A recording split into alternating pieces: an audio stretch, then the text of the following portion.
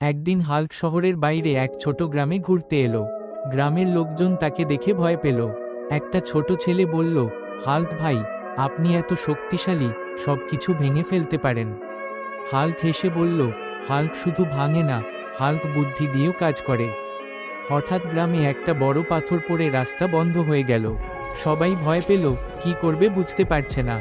Hulk রেগে না গিয়ে শান্তভাবে পাথরটা তুলে পাশে রাখল। গ্রামের সবাই খুশি হয়ে চিৎকার করল, হাল্ক, হাল্ক। তখন হাল্ক ক্যামেরার দিকে তাকিয়ে বলল, আঙুল দিয়ে নিচের দিকে ইশারা করা, ডানে ইশারা করা, উল্টো হাতের তর্জনী। তোমরা যদি হাল্ককে পছন্দ করো তাহলে লাইক দাও। ডানে ইশারা করা, উল্টো হাতের তর্জনী। কিছু বলতে চাইলে কমেন্ট করো। ডানে ইশারা করা, উল্টো হাতের তর্জনী। বন্ধুদের দেখাতে শেয়ার করো। ডানে ইশারা করা, উল্টো হাতের তর্জনী। আর নতুন গল্প পেতে সাবস্ক্রাইব করতে ভুলো না। সবাই হাসল। হাল্ক বলল, সংঘর্ষ রাগ নয়, বুদ্ধিই আসল শক্তি।